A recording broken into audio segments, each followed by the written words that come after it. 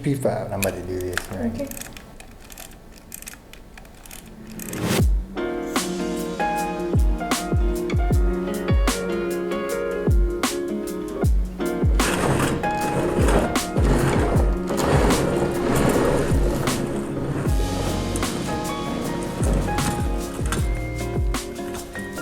Ilford HP5 is a film stock known for having really good latitude, which means exposure-wise, sometimes you can shoot it bad and still have actually shot it good. The film's very forgiving. This will be my first time to push Ilford HP5 one stop to 800 ISO. And really my hesitation is just because I've just been scared to do it before and not want to waste a whole roll of film, because you never know what you got until you get your film scans back. Angela would also be bringing along our Fed 2, which is our poor old granddaddy camera that is barely functional these days, mainly due to there being tiny holes in the shutter curtains. A lot of times light will just shine right through those tiny holes onto the film and it just gets exposed that way. But nevertheless, we would be loading in a roll of FujiFilm Superior Extra 400, which is the film stock that comes standard in the FujiFilm disposable cameras. So why a cheap film stock and a pretty much broken, useless camera? Because it's fun, okay? We have fun shooting film no matter what it is. Last but not least, I would also like to thank Street Candy for sending us a few rolls of film to shoot. They're not sponsoring this video, but they did send us these rolls. We finished off one of those, our first one, a little bit earlier in the day, but more on that later.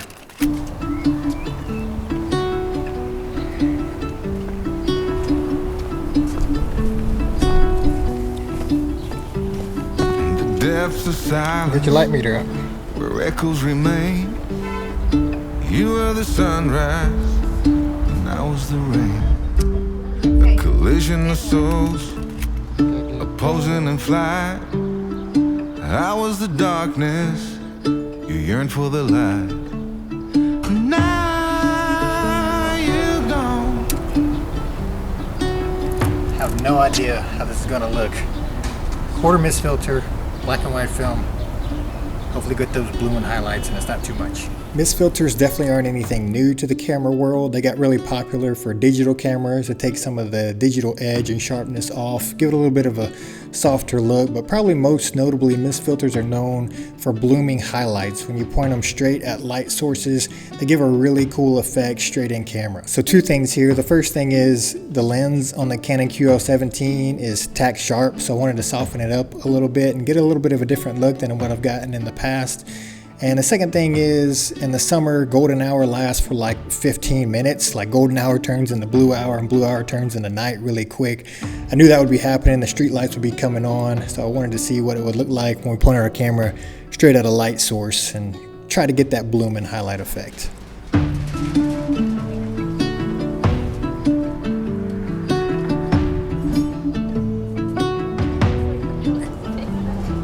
You were the laughter that kept me alive. You were hello, and I was goodbye. Remember the flickered, that faded away. You were the summer. Now you're gone.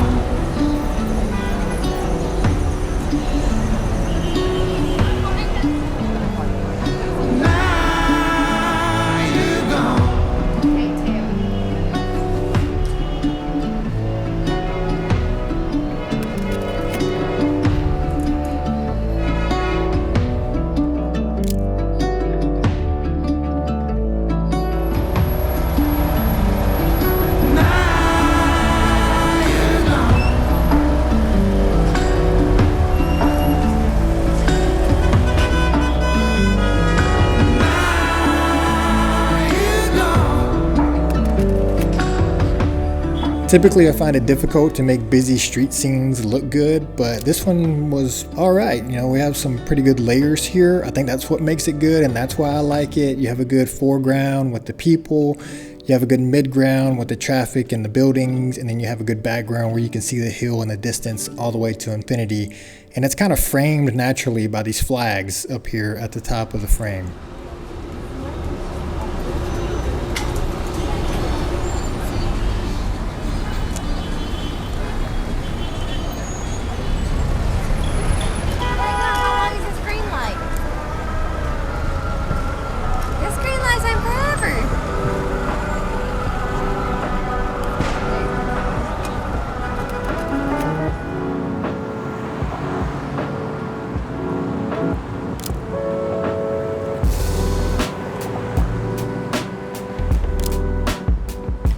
On some of these, you can definitely see the mist filter start to work its magic with the lights coming on.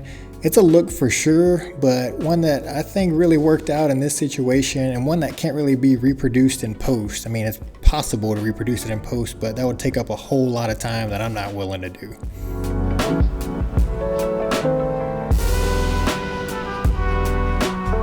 1/15 of a second, handheld on a 40mm. Probably not good, but we're trying. Some people say that you should never use slow shutter speeds or do longer exposures handheld. I haven't necessarily found that to be totally true. I've done longer exposures handheld before. However, it goes worth saying that was with a 24mm, a true 24mm on a full frame modern digital camera with image stabilization and lens stabilization on top of that. So I knew it wasn't impossible, but I had no idea how it was going to come out here. But I figured the worst thing that could happen is it doesn't work out. I learned my lesson, and we can do it proper next time with the tripod and cable release and all that good stuff. I think I moved way too much. Try again. One more? Yeah, let me do this one. Yeah. Today, Mr. Womack. Okay. 3 tries. I think the first 2 were out of focus. So. One more. 2 and 2. The beauty of 36 shots. You can try multiple times. Alright, of these 4 attempts, I got one that I really liked, and once I brought the shadows down, it made kind of this natural gradient from the bottom of the frame up to the top, which is the look that I had in mind that I was really going for, so really pleased with that. And then here again, the mist filter is showing out with these blooming nice highlights that brighten up the top of the frame to contrast the darkness all around. I don't know if I got a beat of the light. Yeah, I thought you did. I don't got white lines, do I? Yeah. I can't even see what I'm doing. Oh, there we go.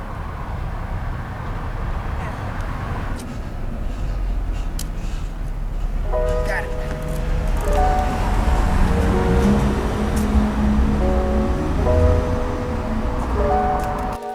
Of course, there were plenty failed attempts when trying to use this handheld method in the dark. I do like this one that Angela ended up getting of me standing underneath the street lamp. So some of the results were good, but it was pretty inconsistent to say the least. So was it fun trying it and just seeing what happened? Yeah, of course. But would I do it again? Probably not, knowing the inconsistent nature of it. Next time we'll do it right with the tripod and cable release. As far as the Fed 2 and FujiFilm, we were pleasantly surprised with some of these. It did a lot better than what we thought it would. FujiFilm is known for having really good blues and greens, and you can definitely see why here. Turning back the clock a few hours this evening on the streets with our cameras had started earlier. I think that's what inspired us just to keep going, because we finished off a roll of street candy. As I mentioned earlier, this is a black and white film stock 400 speed street candy. ATM 400 is what it's called. And we had loaded it in our camera like 4 or 5 months ago, so I'm surprised it hadn't expired like while it was still sitting in the camera. We put it in the winter and didn't finish it until just now.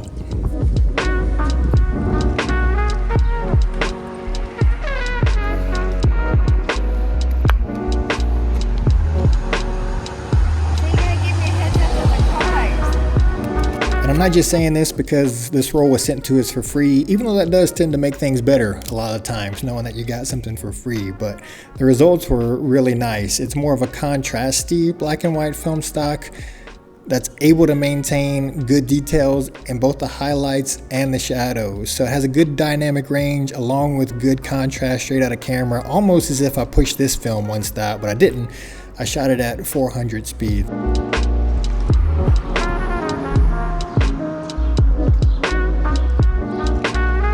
Busy and popular. Busy and popular. I said busy and popular. Don't trip on that thing.